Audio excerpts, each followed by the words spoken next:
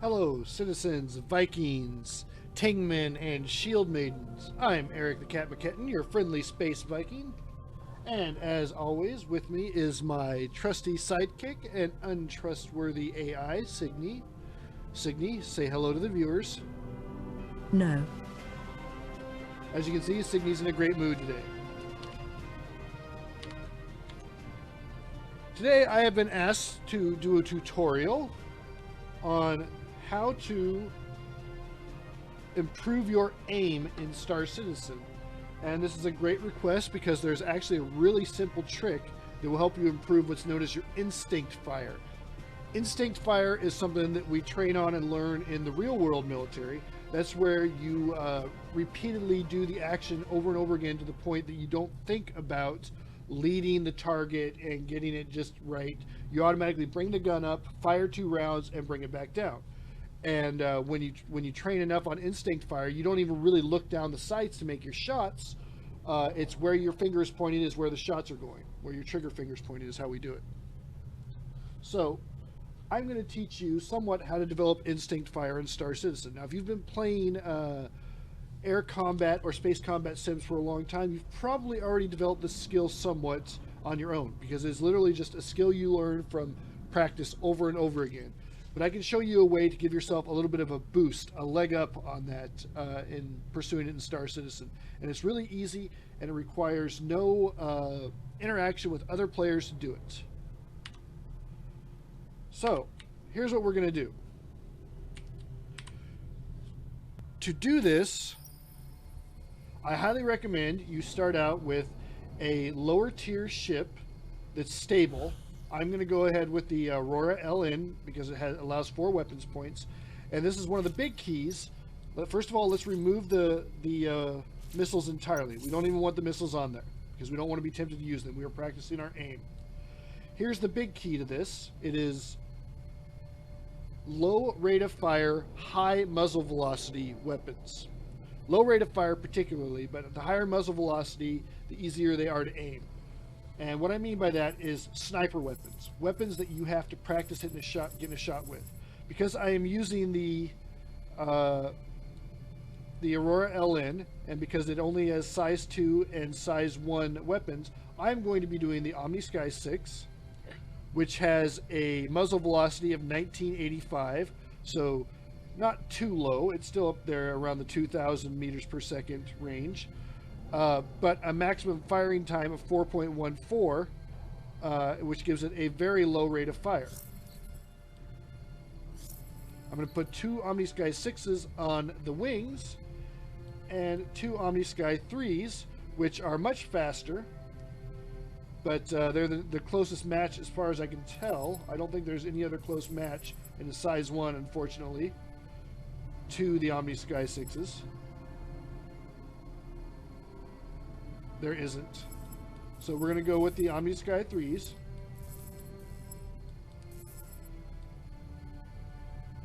On the whiskers. Now, if you want to do a unified PIP solution, you could do all Omni Sky 3s. I don't have all Omni Sky 3s available right now, so I'm using this mixture.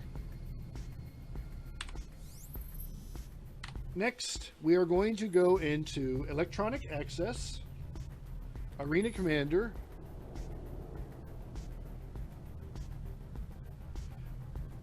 Drone Sim, Vandal Swarm, Dying Star, and we're going to select our ship we just loaded out. That ship is the RSI Aurora LN. Load RSI Aurora. Transferring program to RSI Aurora. And we're going to launch it. Now, this technique will work with any control method because it's not about tuning your control method to make you a better pilot or a better shot. It's about tuning your body's reactions to the game to make you a better pilot and better shot. Welcome to Robert Space Industries. Enjoy the ride. System check. Vandal Swarm. And this Radar contact. is where Standby. we Scanning. lock weapons. Warning. There are multiple hostiles Lock inbound. weapons. Jim Bold weapons locked. This is where we are going to get interesting. So we are going to target a Vandal we are going to pin that target. J pins a target. Now, what pinning a target does is it locks it. If you look down here, it lists it. Now, the next thing we are going to do is we're going to target somebody else, but we are going to go after the pinned target. Now, how are we going to do that? Well, the pinned target is going to stay highlighted. See, there it is, number 1. But we don't have any pips for him. So now we've got to aim manually. So we lead ahead and we fire our guns. And we watch where our guns are traveling. And we get in closer until we start making hits.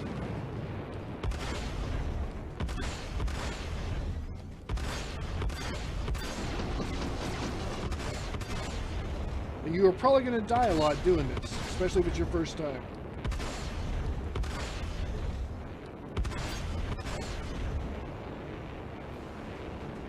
What you are doing is you are learning to lead the target without thinking about it and without using ESP, Enhanced Stick Position. This means you are building up the manual skills necessary to take down a target, while at the same time you are not, well, at the same time that you are building up these manual skills, you are not relying on any of the add-ons the game gives you, like the projected impact points or the enhanced stick precision to get your aim down. But when you go back to using those other methods, they are going to accent and enhance the skills you've already built.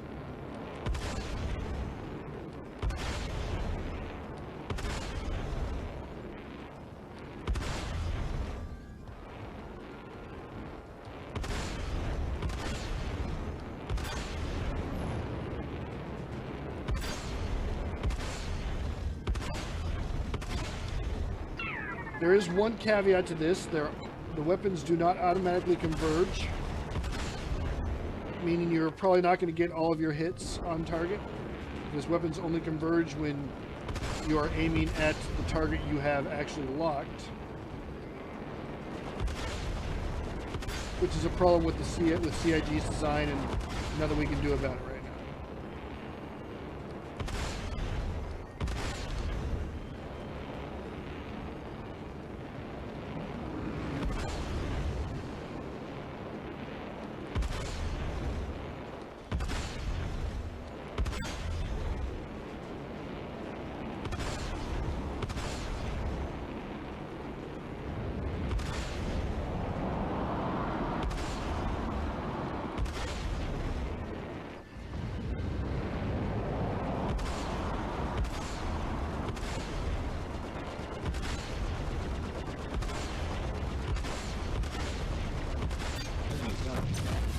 Two of them.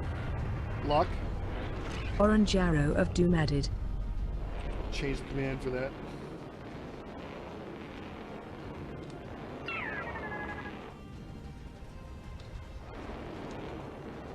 Now look at the time frame though. This is taking me 4 minutes. It's been 4.5 minutes already and I haven't cleared wave 1. So like I said, this is not going to be fast, but this is a way to learn things. Ignore those pips altogether, because if you're doing this right, those pips are for that guy who I actually have targeted, not this guy.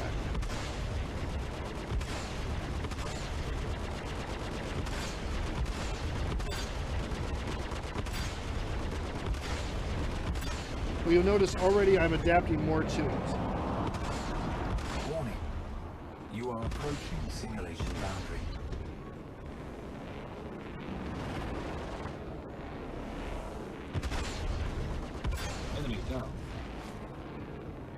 Alright, Zero hostile now there's a reason I recommend doing the low rate of fire weapons to start out with. It's because it forces you to really pick your shots in practice. There are multiple. However, once you feel like you've got the hang of that, or if you've just reached a point where you say, you know what, I can't do it with these, it's driving me nuts, my hands are sore, which will happen, you can do it with high rate of fire weapons. And high rate of fire weapons have a benefit of accuracy is less optional.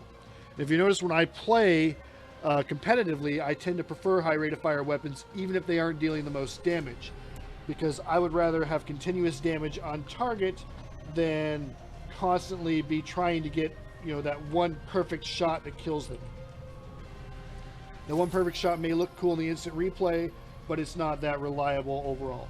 So what I'm going to do is I'm going to go back to my Aurora, and I am going to put Badgers, not Bulldogs, but Badgers, the size 2 weapons, up on the wings. They have a high rate of fire and a maximum speed of 2,500 meters per second, so they are very accurate weapons. And then I could put Bulldogs. Where are they? Where are the Bulldogs at? There we go. Bulldog repeaters. Now the Bulldogs have a similar rate of fire and similar speed, so it's close to a unified pip solution. However, they're not my favorites. It's even though it says maximum firing time is 3 seconds longer than the maximum firing time of the Badger. Notice the Bulldog's maximum firing time is 11 seconds. Badger's is 8 seconds. The Bulldogs actually seem to overheat faster and stay overheated longer. But we'll go ahead and go with them. That way we have 4 high rate of fire repeater weapons. So I've got 2 Badgers and 2 Bulldogs. And if you don't have these weapons, you can rent them from the rec store for testing purposes. I highly recommend you do that. It's another thing that will improve your aim, is switching out your weapons as much as possible. We're going to go back into Dying Star, Vandal Swarm, and the reason I choose Dying Star is for the high contrast, the dark background on top of the cyan and green colored heads-up displays works far better than that blue background of Broken Moon.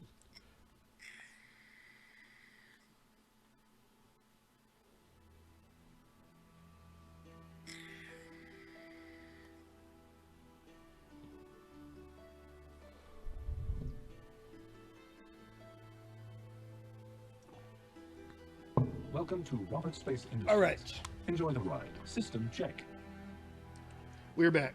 Vandal Swarm initiated. Radar I now have my Bulldogs and my Badgers. Warning. There are multiple hostiles inbound.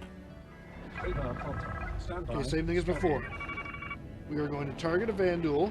We're going to press J to padlock it. Then we're going to target somebody else, and we're going to go after that target, the padlocked Vandal, the one labeled number 1.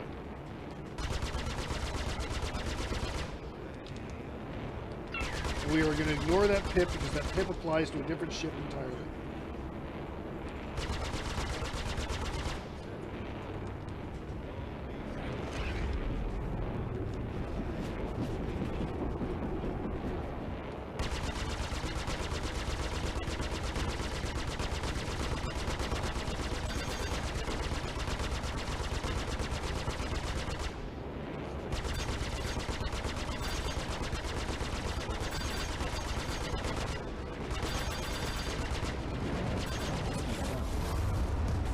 Next up, J to padlock, target somebody else, go over the padlock target.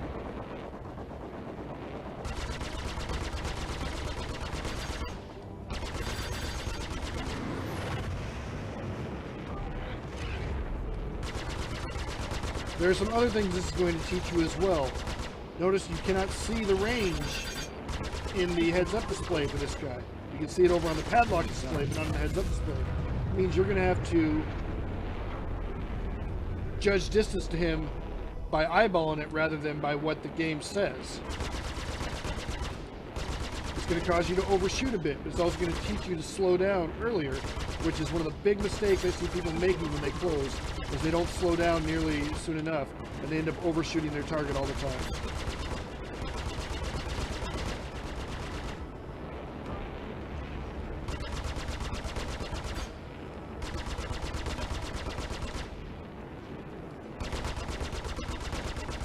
You notice why I don't like my Bulldogs.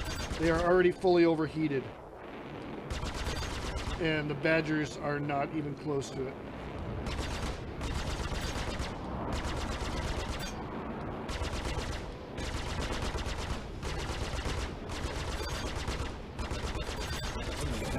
There we go. Literally half the time. 0 hostile contacts remaining.